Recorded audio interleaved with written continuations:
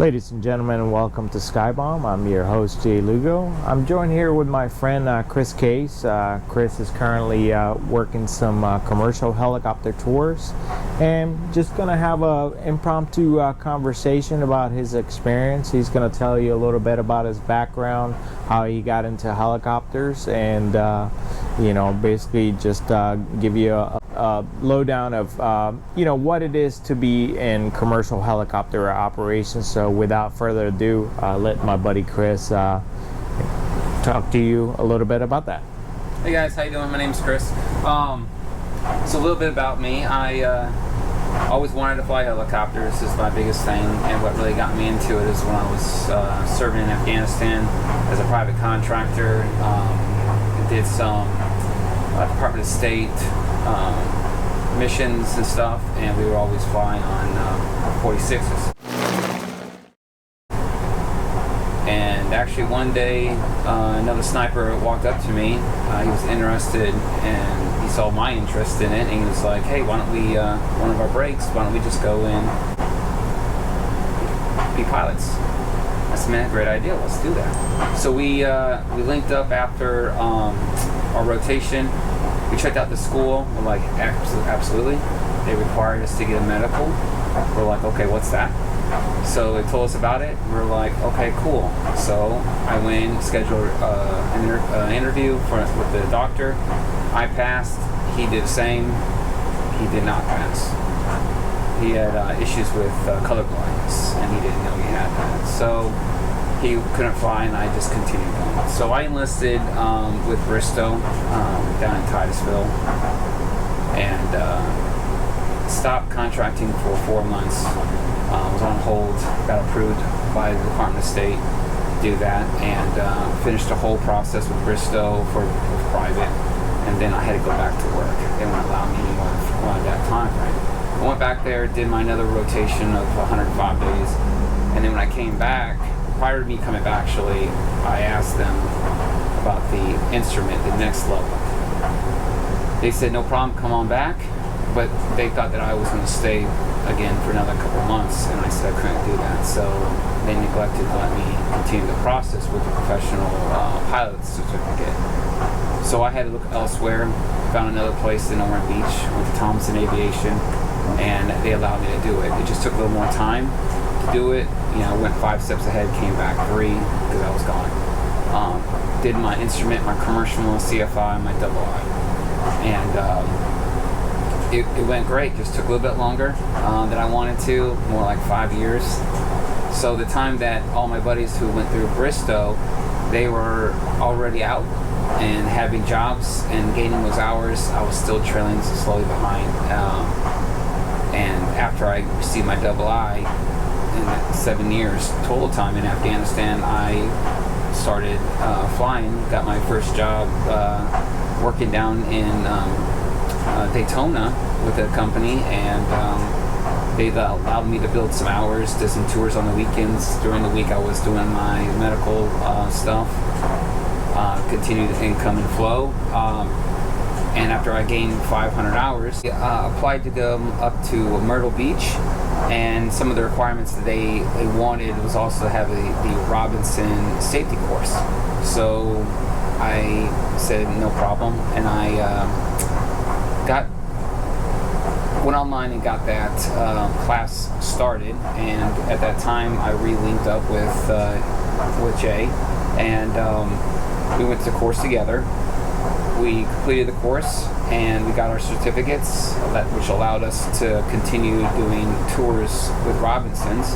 And I only did about a week up here, or actually 10 days. Then COVID hit, and we were all released, which is unfortunate.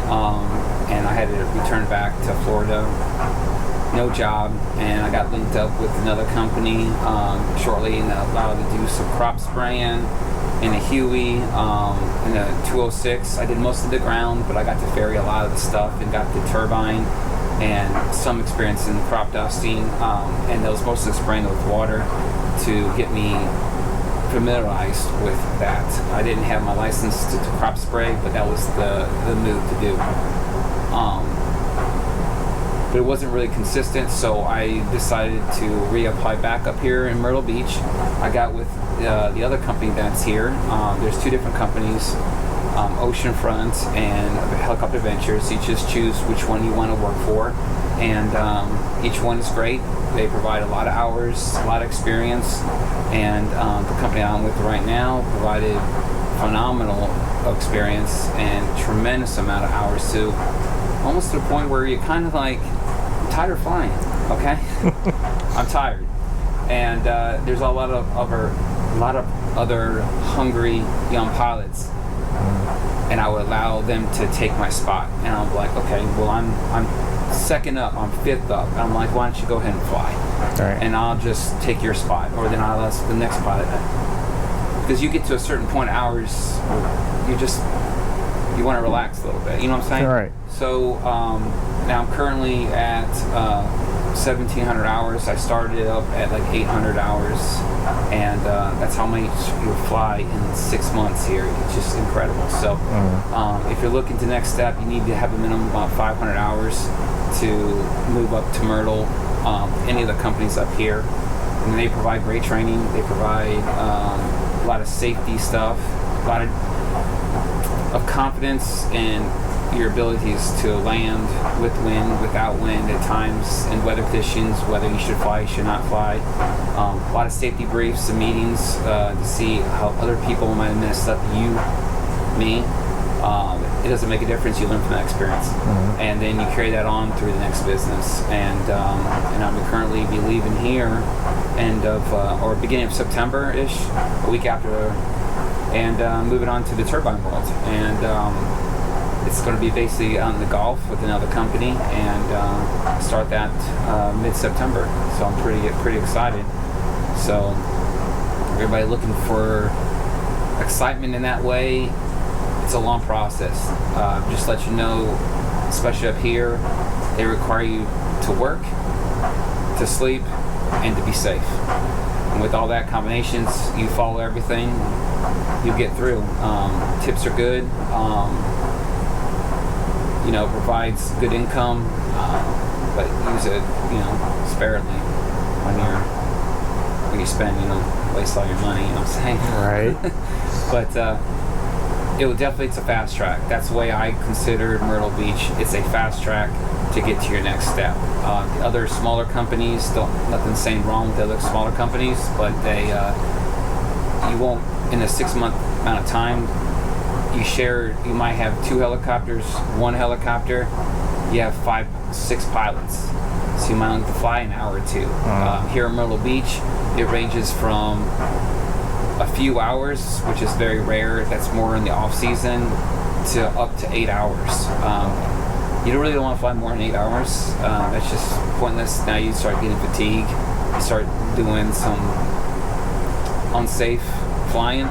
So I average about 6 to 8 hours every day, 6 days a week.